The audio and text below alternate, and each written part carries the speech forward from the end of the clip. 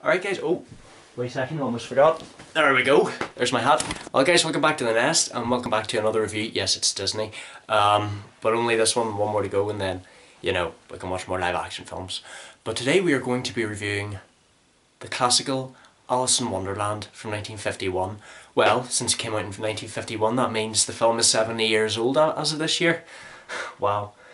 I can't believe how time flies. I do have to admit, sorry, I thought my phone went off.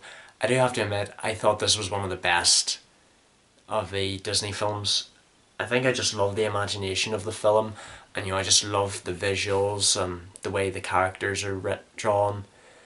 I know Disney based it off a book by Lewis Carroll or something, but I think I want to know about Lewis Carroll is, was he alright? Like, what was going through his head whenever he was writing that book? Because the characters are just extra goofy.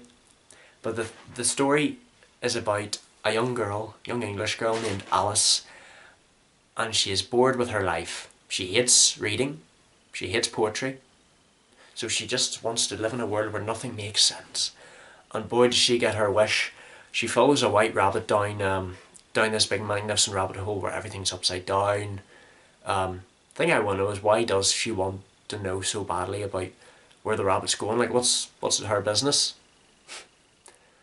Like, the rabbit is literally going on his own. I think he's just saying he's late because he wants to get away from Alice. However, she manages to go through a keyhole by drinking a drink that makes her small, and she floats through a big ocean made with her own tears that she cried when she was big.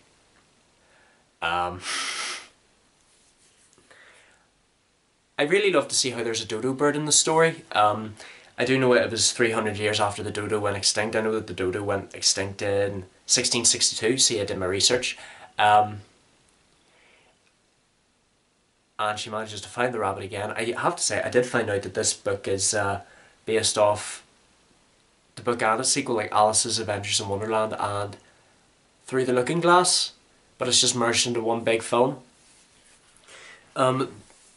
She learns the story of the walrus and the carpenter, and I gotta say, that was a very sad, dark story. Very morbid. They lured the oysters into the wee restaurant shack, but answer they came nothing. And this was simply all because they've been eaten, everyone! I actually found out why the R went red in the calendar of the Oysters home, because May, June, July and August are summer months in England, and March, any month that has the letter R in it, that's when oysters get eaten, because you can't keep oysters out in those summer months because you're meant to keep them fresh, and well, I do know you're not meant to freeze oysters. It's the worst thing you could ever do to it.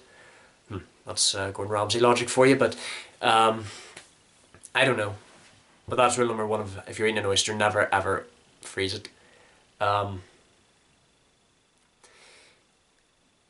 I really enjoyed, actually, I want to know, I feel sorry for the wee rabbit, because he, after Alice became magnificent and destroyed his house, the dodo had to burn down the house, and he realised that Alice became small. She was the monster inside the house, and he just goes to her, "Hey young lady, do you have a match?" So he's basically burned the house down for nothing, so the rabbit is going to be homeless. I really enjoyed the musical sequence of Golden Afternoon, but I don't like the way the flowers treated Alice after finding out she's not a flower. If only she could pick them all, just to teach them a lesson. The caterpillar scared me a wee bit. Thing I want to know is, in Wonderland, if you're a normal human being, can you eat anything? Because it seems like if you eat anything, you go either small or you go big. Can you eat anything? It's just so annoying. You'd starve to death if you were there. One of my favourite characters in this movie is the Cheshire Cat. Oh, he is so creepy. It turns out everyone in Wonderland is mad after meeting the Mad Hatter. I gotta say, I do prefer the Mad Hatter over the March Hare, because he seems more like a gentleman. I actually found out the guy who was voicing him actually put on a lisp for one of his lines, and then Walt Disney told him just to keep that that voice.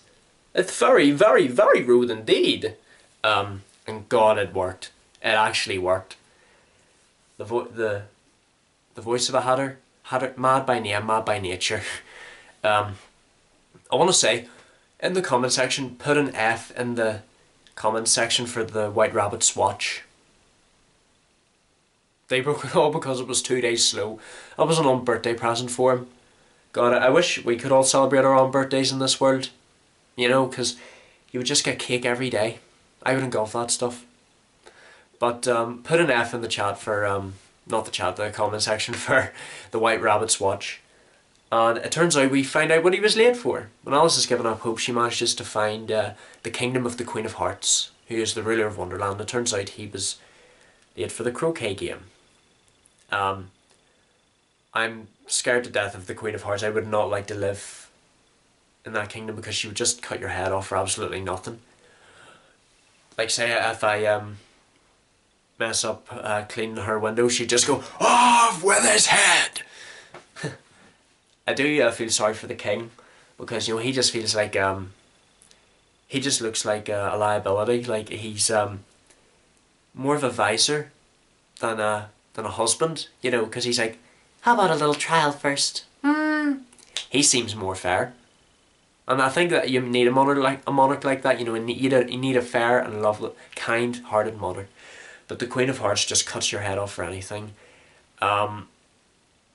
It was very sad to see that Alice was just having a dream, but I guess she realised a world of too much nonsense is worse than a world that has sense. Because, you know, she's just like, I've had enough. I'd like something to make sense for once. And that's what I want, you know, in the woods sequence, you know, it was scary. All the creatures were just made of umbrellas and bongo drums and, you know. But I do have to say, I really love Walt Disney's interpretation of this book, because he's a genius, and you know, he tells it in his own unique way. You know, he merged 2 stories into one film. So Alice woke up from the dream, and you know, I guess she's matured. I guess the moral of the story is be careful what you wish for. Don't have an overactive imagination. I guess that's what it is. Don't have an overactive imagination. Because it just shows. You may get what you want, but you'll just be disappointed in the end. But I did really enjoy Alice in Wonderland. That was one of the best movies that Disney's made. Happy 70th birthday to it.